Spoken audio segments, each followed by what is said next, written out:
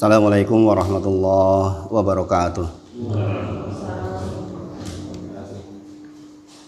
Alhamdulillahirabbil alamin. Asyhadu alla ilaha illallah wa asyhadu anna Muhammadan abduhu wa rasuluh. Allahumma sholli ala sayyidina Muhammad wa ala ali sayyidina Muhammad. Ya ayyuhalladzina amanu taqullaha haqqa tuqatih wa la tamutunna illa wa antum muslimun. Subhanaka la ilma lana illa ma 'allamtana innaka antal alimul hakim. Rabbi shrah li sadri wa yassir li amri wahlul 'uqdatam min lisani yafqahu qawli amma ba'd. Mugi-mugi Allah barokai kajian kita enjang punika. Allahumma amin. Bapak Ibu sedaya, insyaallah kita nglajengaken kitab Al-Usul As-Salasah, 3 landasan pokok. Insyaallah minggu kepengker sampun sampai halaman 60 nggih. Tentang yang diartikan Pak, insyaallah masih diusahakan ini. Mungkin sambil menunggu terjemahnya kita kopikan, dibuat catatan di bawahnya sebenarnya juga bisa. Kemarin saya sudah sampaikan ke Mas Yudi dibuatkan meja-meja kecil untuk belajar itu. Insyaallah akan lebih mudah, jadi jenengan bisa sambil oret-oretan. Biasanya kalau sambil nulis itu lebih nempel insyaallah. Di baris ke-1, 2, 3, 4, 5, baris kelima nggih. Nggih menika dibacakan ulang insyaallah. Iklam, ketahuilah, arsadakallahu, semoga Allah membimbingmu, litaatihi, untuk taat kepada Allah. Anna, sesungguhnya, al-hanifiyata millata Ibrahim. Al-hanifiyah adalah milahnya Ibrahim atau agamanya Ibrahim alaihissalam. Anta budallaha wahdahu mukhlishan lahuddin. Nggih menika kita hanya menyembah kepada Allah saja, wahdahu mukhlishan lahuddin, memurnikan agama kita. Kemudian wabidzalika amarallahu jami'an nas, yang dengan itu Allah memerintahkan sedaya manusia. Wa khalaqahum laha, dan Allah menciptakan manusia dan jin dalam rangka untuk itu. Wa khalaqahum laha. Kama, sebagaimana qala ta'ala, Allah berfirman, wa ma khalaqatul jinna wal insa illa liya'budun. Sebagaimana Allah berfirman bahwa tidaklah diciptakan jin dan manusia kecuali hanya untuk liya'buduni, yaitu untuk beribadah kepada Allah. Kemudian penulis menyampaikan di baris bawahnya, maksud liya'buduni, wa makna maksud ya'buduni dari beribadah kepadaku, yuwahiduni, yaitu mentauhidkan Allah. Jadi kalau jenengan mendengar ustadz atau asatid membacakan wa ma khalaqatul jinna wal insa illa liya'budun, tidaklah diciptakan jin dan manusia kecuali hanya untuk beribadah, maksud beribadah wa makna yaitu yuwahidullah, yuwahidullah, yuwahiduni, artinya kita mentauhidkan Allah, mengesahkan Allah di dalam semua kegiatan kehidupan kita. Kemudian wa a'dhamu ma amarallahu bihi, dan inilah perintah Allah yang paling besar. Jadi kita diturunkan di bumi ini, dihidupkan oleh Allah, diberi nafas, diberi rizki. Perintah terbesar Allah untuk kita ya ini, yaitu untuk mentauhidkan Allah. Alangkah meruginya orang yang tidak mengerti bab ini, karena ini tujuan kita diciptakan, gitu. Kemudian at-tauhidu, tauhid itu wahwa, dia adalah ifradullah bil ibadati, adalah mengesahkan Allah di dalam peribadahan.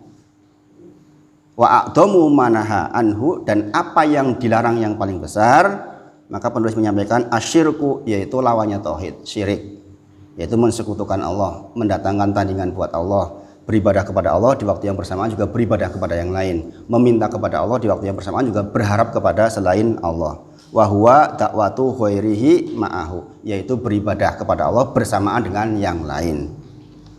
Kemudian wadalilu qaulu ta'ala, ini kebiasaan kita beragama nggih, mendatangkan dalil di setiap apa yang kita kerjakan dari Al-Qur'an dan hadis supaya kita tentrem melaksanakan agami. Wa dalilu qaulu ta'ala, dalilnya adalah Allah berfirman, wa'budullaha wa la tusyriku bihi syai'an. Beribadahlah kepada Allah, menyembahlah kepada Allah, wa la tusyriku bihi syai'an, dan janganlah engkau mensekutukan Allah dengan apapun. Kemarin kita sudah membahas maksudnya wa la tusyriku bihi syai'an nggih menika kita tidak boleh mensekutukan Allah dalam dua hal nggih. Maksudnya wa la tusyriku bihi syai'an itu yang pertama, jangan kalian menyekutukan Allah dengan apapun. Misal dengan nabi, dengan malaikat, dengan wali, apalagi dengan pohon, jin, mayat, dan yang semisal itu. Jadi wala tusyriku bi syai'an, janganlah engkau beribadah sambil engkau mensekutukan Allah. Itu maksudnya yang pertama, jangan engkau menyekutukan Allah dengan apapun. Dengan apapun. Kita sudah belajar, sudah hadir keterangan waktu di awal-awal bab tentang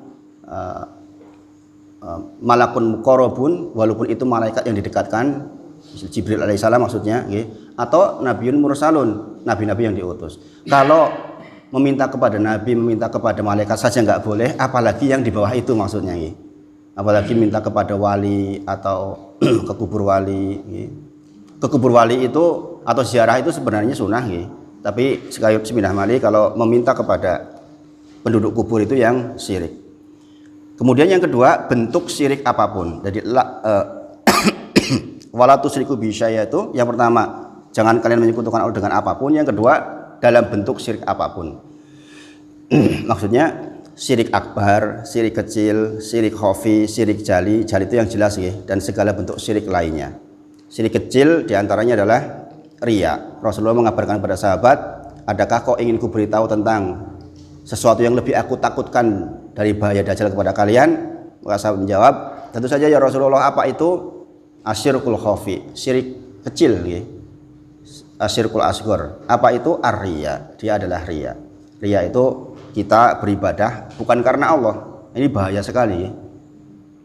Makanya ada orang yang nanti datang kepada Allah dengan bergunung-gunung ibadah, bergunung-gunung amal, tahu-tahu dijadikan debu di sisi Allah karena nggak ada manfaatnya. Maka Rasulullah sangat khawatir karena riya itu justru penyakit untuk orang soleh, penyakit untuk orang yang rajin beribadah, rajin ke masjid, itu nanti digodanya oleh setan dengan riya. Na'udzubillah, ini berat sekali karena riya itu digambarkan oleh Rasulullah seperti semut hitam di atas batu hitam di tengah gelapan malam. Jadi halus banget di hati kita itu. Sampai Rasulullah mengibaratkan seperti semut hitam di atas batu hitam di tengah malam gelap gulita. Itu gimana itu? Mboten ketok to niku. Riya itu kecil, maunya itu halus gitu. Dan itu penyakitnya orang soleh, penyakitnya orang baik. Makanya kita harus sangat hati-hati karena Rasulullah sudah memperingatkan kita. Salah satu yang sangat dikhawatirkan Rasulullah melebihi khawatirnya terhadap dajjal adalah riya. Kadang-kadang kita diberi kelebihan sedikit saja, misalnya suara bagus atau kekayaan atau jabatan, maka kita berpotensi untuk berbuat riya. Nah, itu yang dibahas kita minggu lalu, insya Allah. Sekarang kita masuk ke pembahasan berikutnya, masih melanjutkan. Menika di halaman berikutnya, halaman ke-59 . Di baris paling atas kita bacakan faida dan jika kilalaka, ditanyakan kepada panjenengan. Nah, ini menjawab pertanyaan kehidupan kita. Faida dan jika kilalaka, ditanyakan kepadamu, ma apa al usulu tsalatsa, apa itu tiga landasan pokok, allati yajibu alal insan ma'rifatuha, yang semestinya setiap insan, setiap orang itu mengetahuinya. Faida kilalaka, jikalau ditanyakan kepada panjenengan semua, atau kita bertanya pada diri sendiri tentang apa tiga landasan pokok yang semestinya setiap orang itu mengerti. Jadi ini pelajaran dasar. Sekali lagi, kitab ini dihadirkan untuk memberikan landasan akidah dasar buat kita. Pengembangannya nanti di kitab lain. Ini kitab yang paling mudah dipelajari insya Allah. Maka fakul katakanlah, jawablah, ma'rifatul abdi rabbahu. Nggih menika seorang hamba mengenali Tuhannya. Nggih. Jadi landasan yang pertama, seorang hamba itu harus kenal sama yang disembah. Ini kalau kita nggak ngaji itu nggak sadar, Pak Bu. Nggih. Bahwa tiga landasan pokok kehidupan kita beragama yang sepindah adalah ma'rifatul abdi rabbahu, yaitu seorang hamba itu mengenal Tuhannya. Kita sholat tuh ngerti yang kita sembah niku sinten. Kita berkeluh kesah tuh ngerti kepada siapa kita meminta. Kita mengenali. Nanti kita akan belajar tentang siapa Rob kita. Kemudian wadinahu, agama kita. Agama kita dengan semua cabang-cabangnya. Dengan semua cabang-cabangnya. Jadi tiga landasan pokok kita mesti mengerti tentang agama yang dibawa oleh Nabi Muhammad SAW. Kemudian wa nabiyahu Muhammadan sallallahu alaihi wasallam, dan kita mengenali Nabi Muhammad sallallahu alaihi wasallam. Jadi inilah tiga landasan pokok yang hendak kita pelajari dalam kitab Al-Usul As-Salasah. Jadi sesuai dengan judulnya, tiga landasan pokok. Nah, semestinya setiap kita tuh mengerti hal ini. Makanya dikatakan di sini allati yajibu, adalah wajib alal insani ma'rifatuha. Wajib bagi setiap insan, berarti ini tertuju kepada siapa? Tertuju kepada semua manusia. Karena besok yang ditanya di alam kubur itu bukan hanya orang Islam. Pokoknya asal judulnya manusia besok akan ditanya di kubur. Oke. Maka dan ini yang kita pelajari ini adalah sekaligus ujian pertama, atau dalam bahasa Arabnya fitnah pertama ketika kita pindah dari alam dunia ini ke alam berikutnya. Jadi di alam barzah, inilah ujian pertama seseorang di sisi Allah, akan diuji seperti ini. Ini pertanyaan tentang siapa Rabbmu, apa agamamu, dan siapa Nabi Muhammad SAW, atau siapa Nabi kita. Maka dikatakan idza wudi'atil janazatu wahtamalaha rajulu ala a'naqihim, jikalau jenazah sudah diletakkan kemudian diangkat oleh orang-orang ala a'naqihim, di atas pundak-pundaknya, fa in kanat sholihatan, jikalau mayat itu, jenazah itu adalah orang yang soleh, qalat, maka dia akan berkata qaddimuni. Jadi kalau jenengan bisa mendengar, seandainya bisa mendengar, dia mengatakan qaddimuni. Qaddimuni itu apa? Segerakan saya, segerakan, tolong segera dikubur maksudnya. Makanya di antara fikih dari mengurus jenazah adalah secepat-cepatnya dikubur, jangan ditunda-tunda. Jangan karena menunggu anaknya di Irian Jaya harus nunggu 2 hari misalnya, atau yang jauh-jauh di luar negeri harus nunggu, kasihan mayatnya. Karena kalau dia orang soleh, dia mengatakan qaddimuni, qaddimuni, tolong dipercepat, segerakan saya. Wa in kanat ghairu sholihatin, jikalau orang itu adalah orang yang tidak soleh, dia mengatakan ya wailaha, duh celakanya, akan dibawa kemana jenazah ini, gitu. Dan ini semua makhluk mendengar ilal insan, kecuali manusia dan jin. Kata Rasulullah, seandainya manusia mendengar perkataan mereka, so'ikoh, dia akan pingsan atau bahkan meninggal. Tentu saja di rahasia Allah, kita dibuat tidak mendengar apa yang mereka rasakan karena ujian justru buat kita. Tapi Rasulullah sudah mengabarkan, tidaklah pantas bagi seorang muslim ketika Allah dan Rasulnya mengabarkan sesuatu kemudian masih mempercaya yang lain. Rasulullah mengabarkan kepada kita, jikalau mayit sudah seperti itu kondisinya, maka dia mengatakan qaddimuni, buat yang soleh. Sementara yang tidak soleh dia mengatakan, duh celakanya, mau dikebawa kemana jenazah ini. Itu. Dan begitu nanti kita masuk ke alam kubur, fayati malakani, kemudian akan datang 2 malaikat, Al-Munkar dan An-Nakir. Yang pertanyaannya adalah yang kita pelajari sekarang. Yang kita pelajari sekarang ini. Bapak Ibu sedaya, kalau kita sudah mempelajari ini, pertanyaannya, apakah pasti bisa menjawab? Jawabannya Rasulullah mengabarkan kepada kita, tidaklah di alam kubur itu kita menjawab kecuali karena keimanan bukan karena hafalan. Atau aku wis sepuh, wis tak tahun wis meh meninggal, tak ngapal kita apal kita tenan. Kalau kita nggak beriman, maka nggak akan bisa menjawab. Rasulullah mengabarkan kepada kita,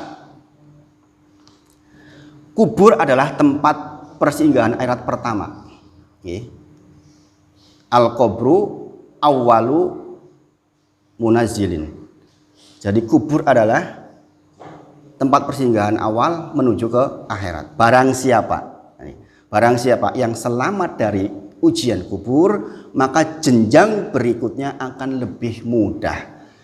Mengapa kita penting mempelajari ini dan mengimaninya? Karena itulah yang pertama akan kita terima. Jadi ujian kubur itu ini. Di dalam kubur ada dua, ada ujian kubur, kemudian ada adab atau nikmat kubur. Seseorang yang melewati ujian kali pertama ini, maka dia akan mendapatkan nikmat kubur. Sebaliknya bagi orang yang tidak bisa menjawab ini, maka akan mendapatkan azab kubur sepanjang sampai dibangkitkan hari kiamat.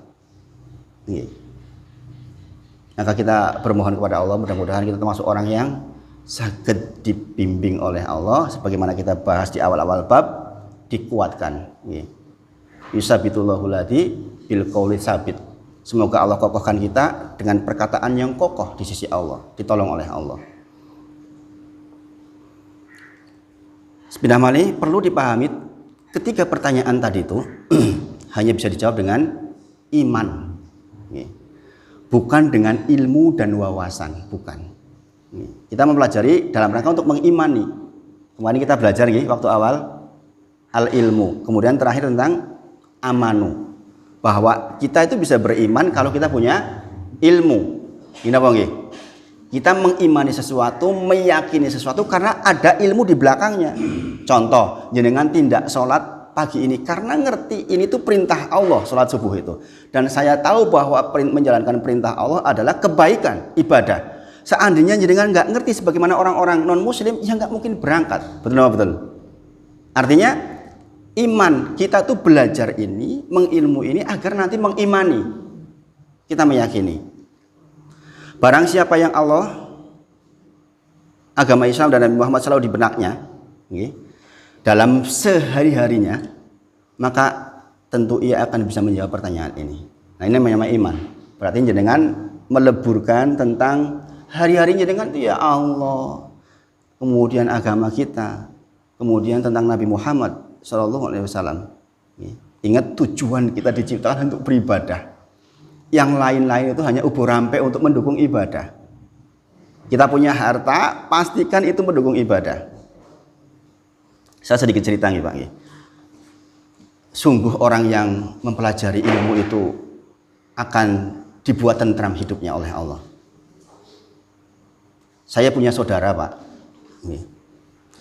yang pekerjaannya tidak bisa dikatakan pekerjaan yang bonafit. Masya Allah, hijrah ke Jogja dalam rangka ingin agar anak-anaknya punya pendidikan Al-Quran. Kemudian dia buat roti-roti itu yang dititipkan pagi-pagi ke warung-warung itu. Ketika saya dalam kondisi sulit, kemarin ketika corona, penjualan baju nggak cukup baik. Orang yang hanya menjual seperti itu bisa membiayai 2 anak saya ketika saya dalam kondisi sulit. Padahal 2 anak itu plus minus hampir 2,5 juta sebulan. Apa yang membuat dia bisa melakukan itu? Bukan karena kekayaannya, tapi karena ilmu bahwa menolong saudara itu sesuatu yang sangat berharga di sisi Allah. Bagian dari ibadah yang sangat besar. Bukankah kita tahu ketika orang meninggal, kali pertama dia mengeluh kepada Allah tentang apa? Tentang minta tambahan waktu sedikit saja agar bisa bersedekah. Ini peringatan besar buat panjenengan yang diberi harta oleh Allah. Ingatlah harta itu untuk ibadah. Jangan sampai kita tumpuk-tumpuk tanpa tujuan yang jelas. Adalah kerugian yang besar seseorang yang menumpuk harta kemudian dia meninggal. Mungkin ada bagian harta yang belum dizakati, ada saudara kita yang sulit, ada orang tua kita yang sulit. Na'udzubillah wa na'udzubillah min dzalik. Nah, ini sekali lagi karena iman, karena ilmu, karena dia meleburkan ilmu setiap hari sehingga ringan saja buat dia untuk melakukan hal yang mungkin bagi orang lain sulit. Bahkan bagi yang kaya sekalipun kadang-kadang sulit. Masya Allah. Jadi ini kisah 2021, bukan kisah yang lama. Orangnya masih hidup dan bersama saya sekarang, Masya Allah. Semoga Allah merahmati beliau berdua. Mengapa dikatakan bahwa pertanyaan tersebut tidak bisa dijawab dengan ilmu dan wawasan semata? Jawabannya adalah karena orang-orang munafik di zaman Rasulullah tuh dia tahu Rasulullah. Tadi saya bacakan ayat, alladzina atainahumul kitaba ya'rifunahu kama ya'rifuna abna'ahum. Bayangkan, mereka tuh mengenali Rasulullah sebagaimana mereka mengenali anak-anak mereka, tapi nggak mengimani Rasulullah. Orang munafik bahkan perang bersama Rasulullah, mendengar ceramahnya Rasulullah, sholat bersama Rasulullah. Dia mengatakan, saya bersaksi engkau Rasulullah. Tapi ketika dia berlalu dari Rasulullah, dia mengatakan itu hanya candaan saja. Artinya apa? Orang-orang munafik juga tahu, tetapi dia tidak mengimani. Sebagaimana zaman sekarang, kalau jenengan tanyakan kepada orang-orang non-muslim, dikatakan siapa Tuhannya orang Islam, dia akan menjawab Allah. Gini bang, tahu mereka. Bahkan mereka sering mengatakan kalau ada orang meninggal, innalillahi wa inna ilaihi rajiun. Gini bang, saya dulu sempat kepikir ini muslim apa non muslim. Biasanya mereka kan hanya rib saja, rest in peace dan semisal itu. Atau mungkin alhamdulillah, gini bang, insya Allah, gitu. Artinya mereka itu juga ketika ditanya nabinya orang Islam itu siapa, Nabi Muhammad Sallallahu Alaihi Wasallam, tahu mereka, tetapi mereka tidak mengimani. Makanya sebenarnya Mali, jawaban atas pertanyaan di kubur bukan dengan wawasan dan ilmu, tapi dengan iman. Dalilnya adalah karena orang-orang munafik zaman Rasulullah juga mengenali Rasulullah, duduk bermajelis dengan Rasulullah, tetapi dia tidak mengimani Rasulullah, hanya di lisannya saja. Sehingga orang ini dikabarkan oleh Rasulullah di dalam satu hadis, dalam hadis Nabi Muhammad SAW menyebutkan, saat orang munafik ditanyakan tentang Nabi Muhammad SAW di alam kubur, apa jawabannya? Ini kata para ulama menyebutkan orang ini sangat menderita. Coba jenengan pernah tahu sesuatu, kemudian ditanya, ini ora kelingan, tapi jenengan rasanya saya pernah itu, tahu itu, tapi dikeluarkan dari file pikiran kita untuk menjawab itu nggak bisa. Bedegel nggak itu? Gitu. Kadang-kadang kita begitu kan, gitu. Apa toh yo ya Allah, aku ki ngerti, ning ora iso mengucapkan. Nah, mereka mengatakan la adri. Aku tidak tahu. Sami'tu nasa yaquluna syai'an fakultuhu. Kata mereka, aku mendengar orang mengatakan sesuatu, kemudian aku mengatakan hal tersebut, tapi nggak bisa. Bayangkan. Jadi mereka, kalau kita dijawab, ketika ditanya man robuka, kita jawab Robbi Allah. Nanti kita akan bahas. Tapi kan mereka mengatakan la adri. Nggak tahu, saya nggak tahu. Padahal dulu mereka adalah orang yang duduk bermajelis dengan Rasulullah. Sebagaimana zaman sekarang, orang-orang mungkin sebagian duduk mengerti tentang agama kita, siapa Rob kita, siapa Nabi kita, tetapi mereka tidak akan bisa menjawab. Padahal tadi dikatakan ilmu ini harus diketahui oleh setiap insan, karena masing-masing mereka akan mendapat pertanyaan ini walaupun non muslim sekalipun. Siapapun dia manusia, ketika dibangkitkan di kubur, maka itulah ujian pertama dihadapkan dari Munkar dan Nakir. Digambarkan azraqani aswadani. Munkar Nakir itu azraqani aswadani, biru dan hitam, artinya menakutkan sekali. Menakutkan sekali. Nah ini sekali lagi, faida kilalaka, jikalau ditanyakan kepada panjenengan tentang al-usul as-salasah, tentang 3 landasan pokok, fakul katakan, seorang hamba mengenal Robnya, mengenal agamanya, dan mengenal Nabi Muhammad Sallallahu Alaihi Wasallam. Ini 3 landasan pokok yang sekaligus adalah pertanyaan di alam kubur, alam barzah. Nah, baik, kita masuk ke usul yang pertama, al-aslul awwalu, pokok pertama, menika ma'rifatur Rabbi, menika kita mengenali Rabb kita. Di sini perlu menyampaikan faida, sekali lagi, jika kilalaka ditanyakan kepada panjenengan man rabbuka, Kita ulangi Pak nggih. Ngapunten tadi ada kesalahan teknis. Al aslul awwalu nggih, pokok pertama nggih menika ma'rifatur rabbi. Kita mengenali Rabb kita. Fa idza qila laka, jika ditanyakan pada panjenengan man rabbuka, siapa Tuhanmu? Fakul katakan Rabbi Allah. Rabb saya, Tuhan saya adalah Allah. Alladzi rabbani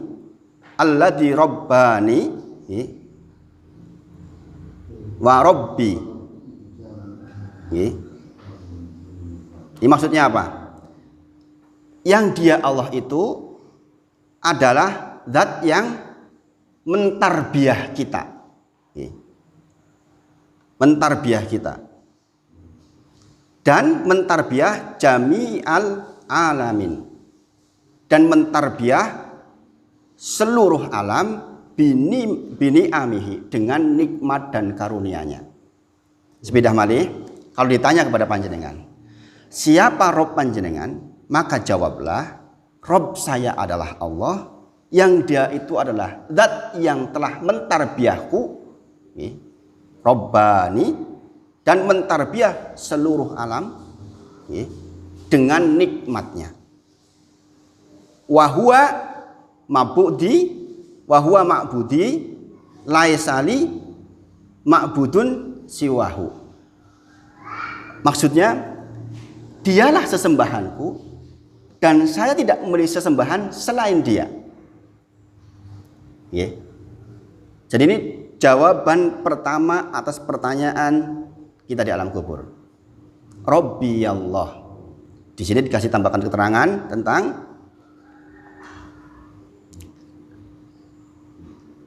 Allahku, Rabbku adalah Allah yang telah mentarbiahku dan mentarbiah seluruh alam semesta bini'amihi, dengan nikmat-nikmatnya.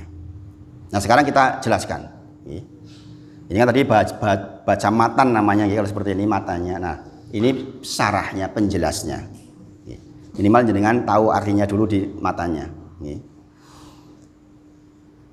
Ar-Rabbu di dalam bahasa Arab itu berasal dari kata ar-rububiyah, yang maknanya kembali kepada sifat rububiyah Allah, yaitu menciptakan, memiliki atau menguasai, dan mengatur seluruh alam semesta. Jadi kalau jenengan mengucapkan Rabb, berarti jenengan sedang mengatakan, dulu sudah pernah saya sampaikan, bahwa Allah kita itu zat yang menciptakan. Tidak ada yang menciptakan selain dia. Ini maksudnya mentauhidkan Allah. Ora ono sing melu-melu gawe. Dia esa di dalam penciptaan. Tidak ada yang ikut-ikutan menciptakan kita selain Allah. Tidak ada yang menciptakan bumi dan langit selain Allah. Nabi Muhammad SAW, malaikat Jibril dan yang lain gak ikut-ikutan di dalam menciptakan. Ini maksudnya liya buduni, yaitu mentauhidkan Allah, mengesakan Allah di dalam hal penciptaan. Yang kedua, maksud Rabb adalah dialah Allah yang memiliki, yang menguasai. Tidak ada yang menguasai alam dan semesta ini selain dia Allah. Semua terjadi atas izin Allah. Dan Allah maha mengatur alam semesta. Gak ada yang ikut-ikutan mengatur alam semesta. Esa di dalam pengaturan. Kita mentauhidkan Allah di dalam mengatur alam semesta ini. Adakah makhluk halus yang ikut mengatur untuk menjaga gunung? Tidak ada. Semua yang menjaga adalah Allah saja.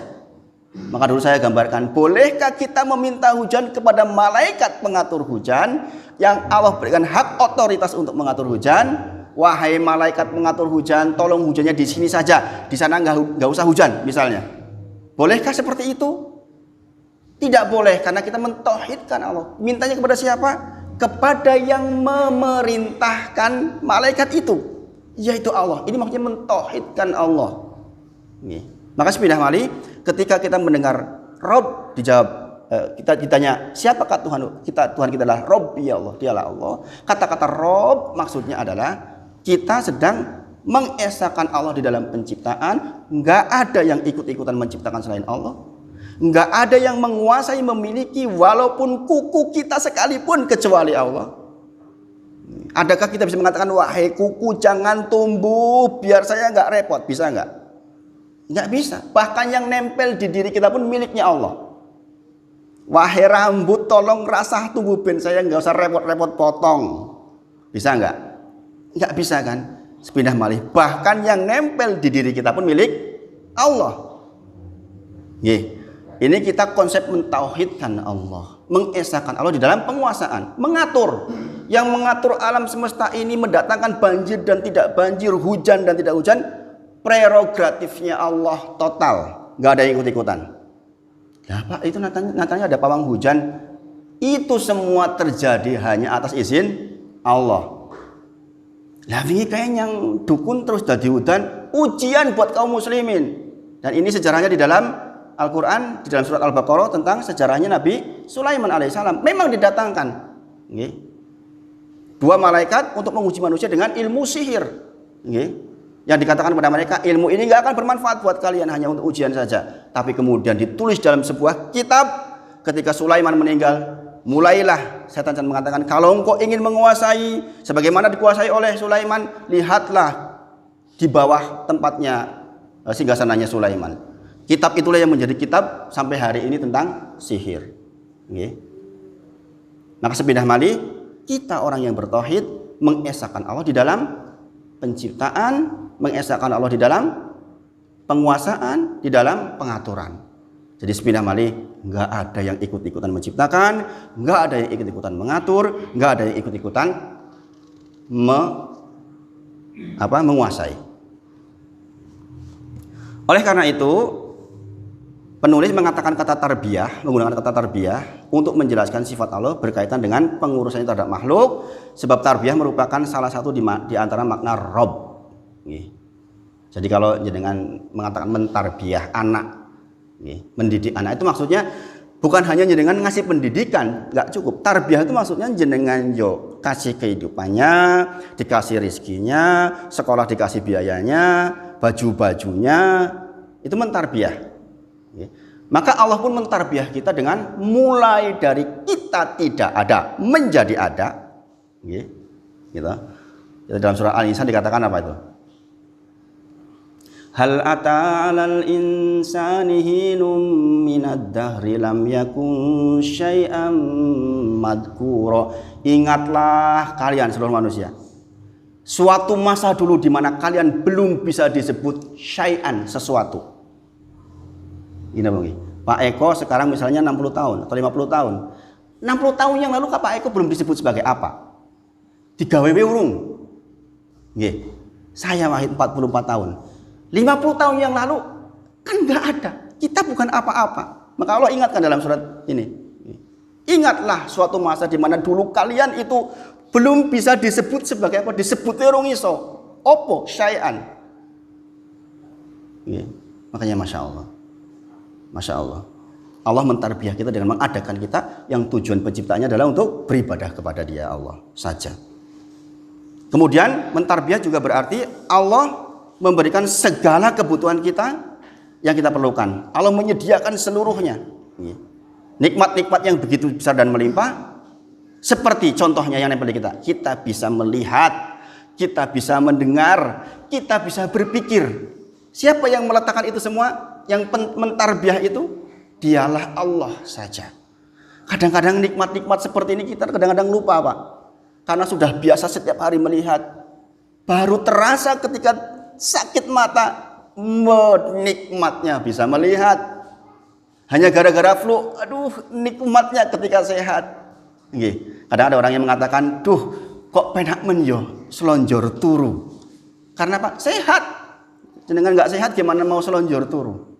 Sareh kondisinya kalau nggak sehat itu nggak nyaman. Gerok tok saja saya merasakan gerok ini. Itu saja sudah nggak nyaman sekali. Masya Allah. Maka Allah yang mentarbiyah itu semua. Tidak cukup sampai di situ, kata penulis. Allah memperlakukan itu untuk seluruh alam semesta. Itulah mengapa kemudian dikatakan wahwa ma'budi, maka dialah sesembahanku. Atas itu semua maka kita memberikan pernyataan, Itulah mengapa kita menyembah Dia Allah. Berbakti kepada Allah. Bayangkan, jenengan, saya pernah sampaikan kepada jenengan tentang seorang anak dibiayai, dibesarkan, disekolahkan, jadi dokter pinter. Kemudian dia terkenal, uangnya banyak. Kemudian dia berbakti kepada orang tua lain. Rasanya jenengan sebagai orang tua kira-kira gimana? Kan yo mangkel. Atau berbakti kepada jenengan, nih di waktu yang bersamaan dia juga mengatakan, saya juga punya orang tua baru yang Masya Allah nggak kalah sama sampean. Mangkal tidak?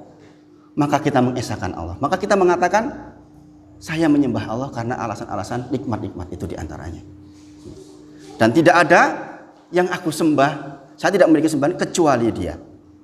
Wa dalilu qaulu ta'ala, selanjutnya nggih. Wa dalilu qaulu ta'ala, apa dalilnya? Alhamdulillahi rabbil alamin. Dalilnya adalah surat yang sangat kita sudah paham. Nggih. Segala puji milik Allah, Tuhan semesta alam. Nggih. Alhamdulillahi rabbil alamin. Ini bagusnya kitab Al-Usul As-Salasah, mendatangkan dalil-dalil yang kita sendiri sudah sangat hafal.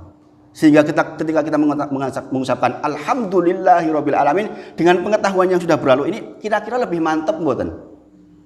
Dibandingkan ketika jenengan belum belajar. Kita mengucapkan Alhamdulillahirabbil alamin misalnya, Alhamdulillahirabbil alamin ketika sholat, tanpa pengetahuan yang mendasari dengan pengetahuan yang mendasari tentu saja berbeda rasanya. Sehingga jenengan bisa lebih menikmati sholat panjenengan. Baru mengucapkan Alhamdulillahi Rabbil Alamin, bisa nangis jenengan. Karena merasakan betapa Allah telah mentarbiah saya. Dari yang tidak ada menjadi ada. Dikasih kebutuhannya. Bahkan kalau jenengannya mungkin punya harta banyak, punya jabatan cukup. Dari mana itu kalau bukan dari Allah? Allah titipkan kepada kita. Na'udzubillah kalau kita sombong atasnya. Itu Allah titipkan buat kita. Alhamdulillahirabbil alamin. Wa kullu man siwallahi, segala sesuatu selain Allah adalah alam. Jadi segala sesuatu selain Allah itu disebut sebagai alam. Wa ana, kata penulisnya, dan saya wahidun, salah satu min dzalikal alam. Dan kita manusia ini salah satu dari bagian alam. Saya dipahami sampai di sini Pak nggih, insyaallah. Nah, ini yang namanya tauhid rububiyah memberikan konsekuensi tauhid uluhiyah. Nek kita sudah mengakui bahwa Allah itu Maha Esa, Allah yang menciptakan, Allah yang ngurus, maka tugas kita adalah mengibadahinya. Ini namanya tauhid uluhiyah. Tauhid di dalam peribadahan. Nah, ini yang kita bahas pagi ini, insya Allah sudah jam gangsal. Mudah-mudahan bisa diterima dengan baik, dan mudah-mudahan minggu depan kita bisa melanjutkan lagi atas izin Allah, diberi umur, dan mudah-mudahan kita sehat semuanya dan Allah berikan hidayah sehingga sisa umur kita adalah sisa umur yang tambahan kebaikan saja. Di cukupan sekian, insya Allah kita akhiri dengan kafaratul majlis. Subhanakallahumma wa bihamdika asyhadu an la ilaha illa anta astaghfiruka wa atubu ilaik. Wa akhiru da'wana alhamdulillahirabbil alamin. Assalamualaikum warahmatullahi wabarakatuh.